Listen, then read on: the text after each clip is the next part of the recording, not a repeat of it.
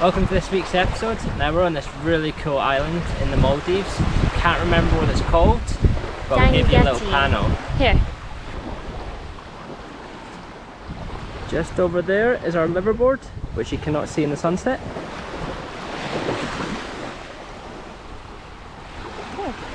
Cool as this island. Back to us, a little bit choppy, sorry. Go on. So we did our first couple of dives in the Maldives, and we did this awesome dive where we saw for the first time. What did we see? We were at Manta Point, which kind of speaks for itself. We saw mantas, not points. It was a point where the mantas are. It was a manta cleaning station, so they were drifting in, getting cleaned by the little cleaner rafts, and then going back out. We got, how many? 3, wasn't it? 3 mantas that dive. And it was the first time I'd ever seen a manta. I think it was your first time as well, wasn't it? Yeah, pretty much. One that I would count. Exactly. So that was really cool. Which was awesome. Yeah. Incredible dive. So let's run that, guys, and I hope you enjoy it. See ya. Bye. Right in the center has a rock where the mantas used to go to clean. So then the depth is a good reference. If you are deeper than 15 meters, you are in the channel. You need to go shallower. Okay. The idea of the dive is to drop you up current, and in the way down you will get to the cleaning station and hook around the cleaning station. You see that the cleaning station in the western side has a rock, and then is a sandy area in front, and the biggest part where all the mantas go to clean normally. So the idea is just to hook around the cleaning station in this area.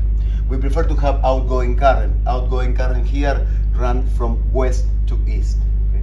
Like the dive we did before.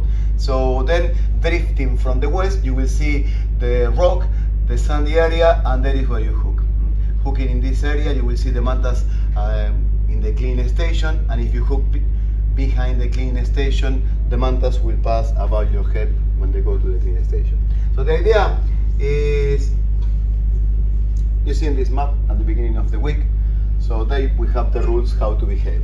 Try to keep at least 3 meters. Don't hook onto the rock, because there you just don't give enough room for the mantas to approach. The mantas need to approach to the cleaning station, so they need to see it or to figure out how it's there. If you get too close to the eastern side where the mantas are coming with your bubbles, you block the cleaning station for the mantas to approach. So then what they do is flap, flap, flap, they go to the next dive side. Okay, good. So this is the idea. Remember to don't go on the top of the cleaning station, and depth is 15 meters. If you want to go deeper, you're gonna be far the cleaning station, or you need to dig, because that is the depth. So plenty of bottom time. I hope the current is dropping down now. We have less current than in the dive before. If not, it's a dive that we go, hook, and breathe. Wait, and wait. When you unhook, you just end the dive. We cannot drift far, far, far, because this is a channel and you start to drift to the open ocean. Okay? So without going current, we wait 30 or 40 minutes, and if not, we slowly start to drift along the coral garden.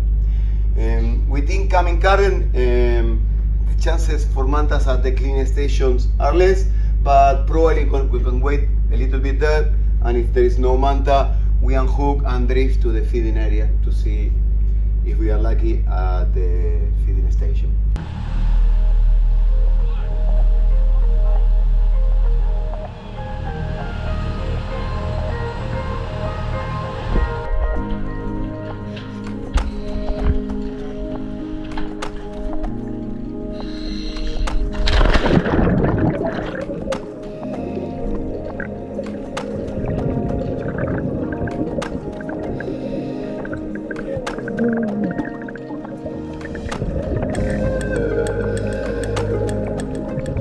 As we drop down, start making our way towards the manta cleaning station, Holly spots a moray eel. And as you can see, the moray eel has got a wee cleaning wrasse on it, getting cleaned in his hole, just chilling and relaxing. And as we're making our way across to the manta point, we're finding loads of cool marine life, specifically loads of eels. Like those moray eels, honeycomb eels, speckled eels, they were just everywhere at this dive site. And I'm not sure if that one has been caught in rope or been attacked, but it had some scars on it, which is quite cool to see. And we come across Nemo again, just sitting there in the reef, and it's an anemone. And I'm not too sure what this was. It's a type of slug with like fluffy claws walking away towards itself on the reef. And we're laughing at this point here because we found a parrotfish. Now in Bermuda we have 14 species of parrotfish and we see them all the time, so we had to have a giggle to ourselves when we saw another parrotfish, but this time in the Maldives. And then before we knew it, we came across our first manta. Now this is a reef manta, and you can see he's at the cleaning station, but he's a bit unsure of us, keeping his distance, almost looking like he wants to play in the bubbles, but you can see the bubbles are kind of keeping him away, and he starts getting more confident around us and making his way past us as he does a flyover past myself while Holly's filming, and I am just in awe. As you can see, I am sitting there in just awe. It's the first time I have ever seen a manta ray in my life, and I'm absolutely over the moon delighted. It's the same for Holly, first time for her as well, and you can see the reef mantas are starting to get more confident and starting to get closer to us. Now we were being sensible, keeping our distance as we were told by Gabriel, staying away the point, letting them come towards us if they wanted to. But we have some really cool footage of the mantas coming up in the next couple of seconds. As you can see, I am so happy, screaming mantas.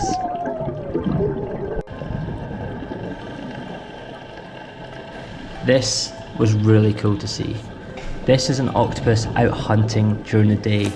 Now, as you saw in our video before from Cozumel, which I'll tag up here about hunting octopuses at night, he is hunting the same way as the ones in Cozumel, but he's doing it during the day. And I find this very unusual because I'm used to seeing octopus at night hunting, and during the day they're in their dens. I was in awe of this octopus out hunting, but I just loved watching him, how he keeps pulsing in different colours. He's gone like white just now, and he changes his texture of his skin as well to look like the reef, the rocks as well, which was awesome to see. I was in awe and absolutely loved following this octopus.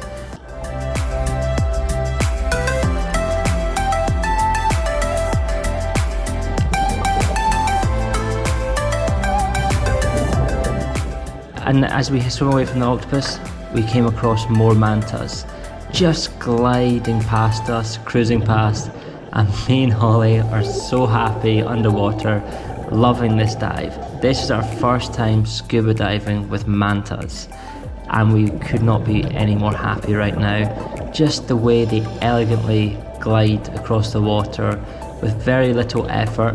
There was a very light current at this dive site, but we were over the moon. In fact, they were just cruising past us, gliding past us, and we were starting to make our way up to the safety stop, and two just rocked up out of the blue, and they were playing with each other. I don't know if this is like a mating dance or they're just playing with each other, but they were just circling, and this was just made our safety stop. We're at 5 meters, 15 feet, looking down, watching two mantas play. I mean, we could not be any more happy in this dive. But as always guys, I really hope you enjoyed this video. You're going to see a very happy Holly on the surface, all excited, and Janet as well, who was over the moon, and you have Denise waving away as well. So I really hope you guys enjoyed this, but stay till the end of the video, and we're actually going to tell you how you can identify manta rays at the end of the video as well, so stay around for that. As always guys, thank you so much. Holly's mind is blowing.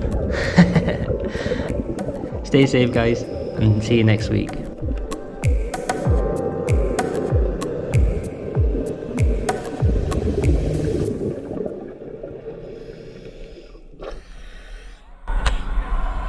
Oh my gosh! That was awesome, wasn't it? Each type, what to do? Yeah, exactly.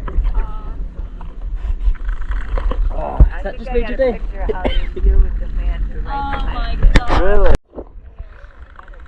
I'm only cold on the surface. Underwater, I'm good. It's just as soon as I break the surface, I'm freezing. Really? Yeah. Alright, interviews with Holly. What was your favorite part of Manta Point? My favourite point was when we actually saw the mantis appear for the first time and just sit across and start like almost fighting with each other. Yeah, they were getting clean. They weren't fighting. No, but you know what was fighting? What was fighting? That was a good, what's it called? The two octopus. Two octopus were fighting, yeah. Yeah, which that was really pretty cool. That was actually awesome to see. And the mantas would come straight over your head, which was really cool as well. And then the first time you actually see them, the first time ever died, it's just unbelievable.